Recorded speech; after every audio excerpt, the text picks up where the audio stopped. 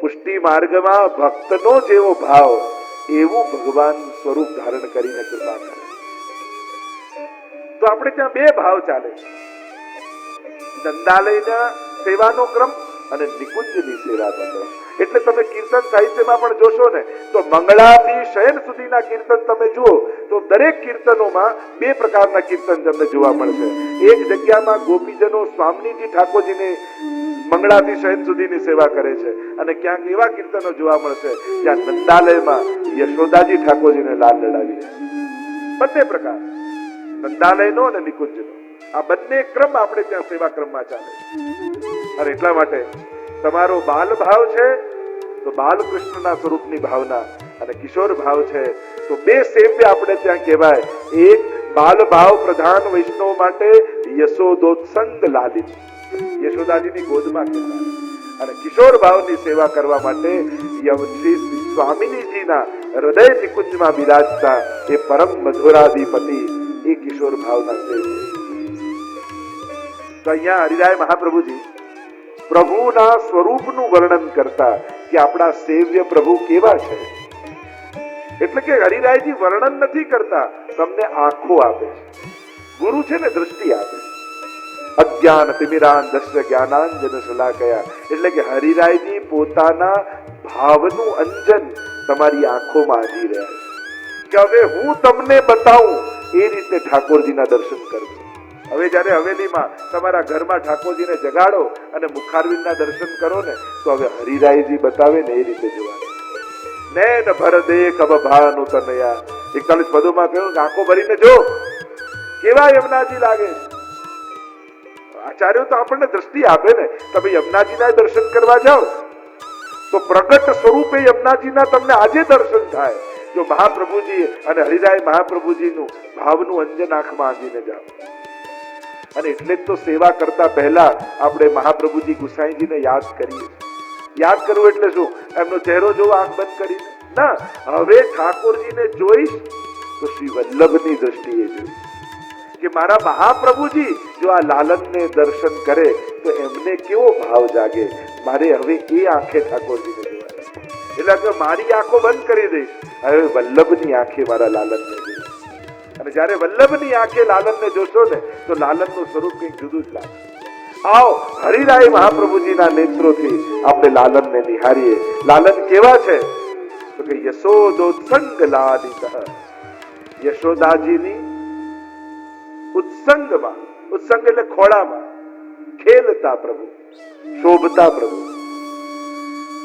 જો આપણે ત્યાં ગોદમાં બિરાજતા પ્રભુની સેવા, એટલે તો મથુરાધીશ જયારે મહાપ્રભુજી કર્ણાવલ પધાર્યા અને ત્યાં ભેખડ ખસી અને 7 તાળ ઊંચા મથુરાધીશ પ્રગટ થયા અને કહેવા લાગ્યા કે મારી સેવા કરો.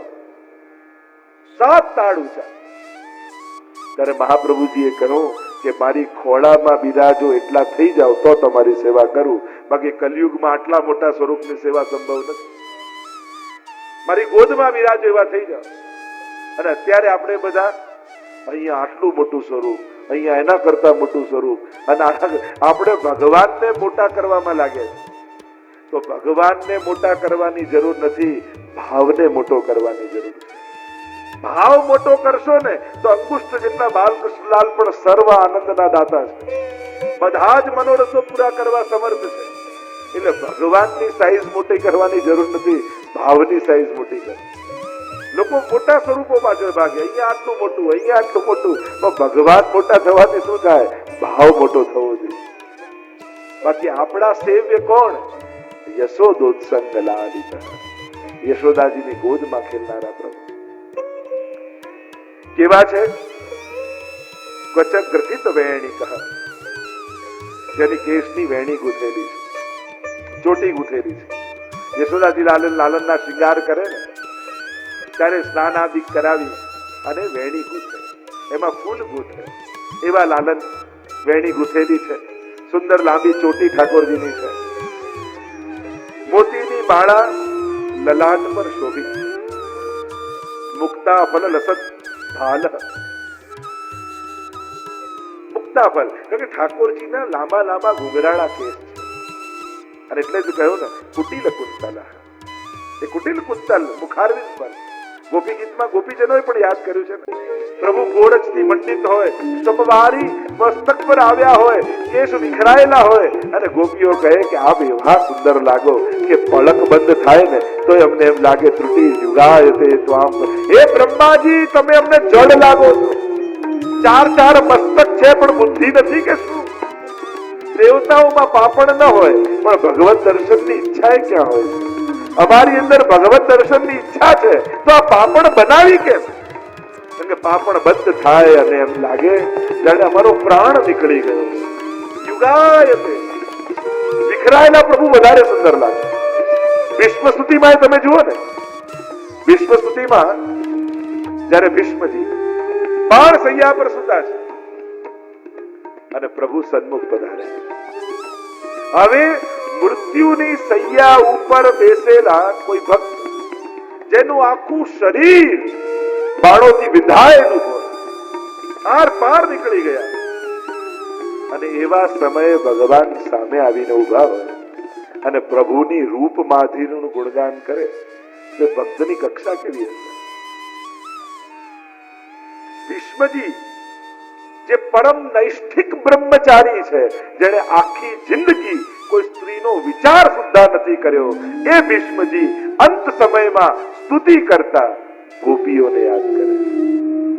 વિચાર કરો, રાસ લીલા કેવી પરમ પવિત્ર લીલા હશે, એનું સૌથી મોટું કોઈ પ્રમાણ હોય તો ભીષ્મ સ્તુતિ.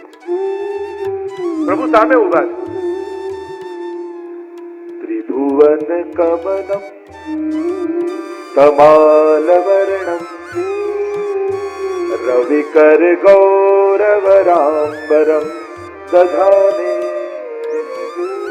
વપુરલકકુલા વૃતાનનાબ્જમ વિજય સખેરતિરસ્તુ મે નવદ્યા. प्रभु आपके वो बिखरे हुए केश जब आपके मुखारविंद पर आते हैं, युधितुर गर्जो विधुम्र विश्व त्वच लुलित श्रमवार्यलंकृतास्ते.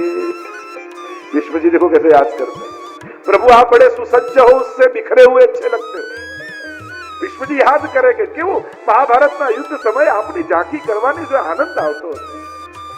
આમ ઘોડાની લગામ ખેંચીને રથને આમ લઈ જાઓ, આમ લઈ જાઓ, આમ લઈ જાઓ અને એક પછી એક અર્જુન બાણ છોડતો હોય. એ ઘોડાઓની ખુરરતથી આખું શરીર આપનું મંડિત થયું હોય, કેશ વિખરાયેલા હોય, પરસેવે આપ રેપ ચેપ એવું શ્રમવારી અલંકૃતા છે. હવે આવો વ્યક્તિ સારો લાગે?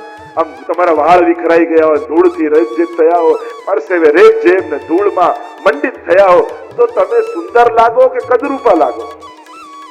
માણસ કદરૂપો લાગે પણ ભગવાન અધિક સુંદર લાગે. કહું કે આવું સુંદરતા કઈ રીતે વધે કે શ્રમવારી અલંકતા સે શોભી રહ્યા છો? તો પરસેવે રેપજેપ થયેલો શોભે કેમ? ત્યારે મહાપ્રભુજી સમજાવે છે કે આ શ્રમ પ્રભુએ ભક્તો માટે કર્યો છે એટલે એની શોભા વધી ગઈ છે. પ્રભુ જ્યારે જ્યારે ભક્તો માટે શ્રમિત થાય ને ત્યારે પ્રભુનું સૌંદર્ય વધારે નીકળી જાય. શ્રમવારી અલંકૃતા છે.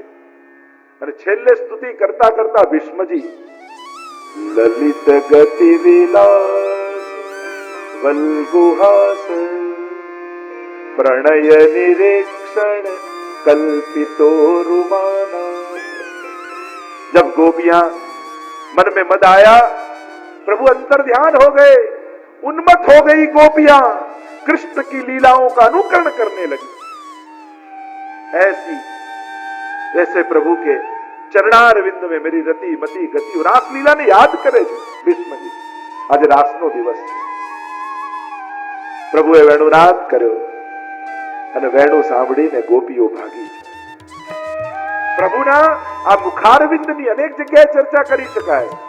પ્રગટ્યા ત્યારનું મુખારવિંદ, સમદ્ભુતમ બાલકમ અંબુજે ક્ષણમ, અંબુજે ક્ષણમ. એ માખણ ચોરી સમયનું મુખારવિંદ, એ માખણ આરોગતાનું, એ રીંગણ લીલાનું, શોભી શોભાજ બની બની આવી. અને દરેક સમયના મુખારવિંદની ચર્ચા કરો ને તોય આખી કથા થાય. વદનમ મધુરમ.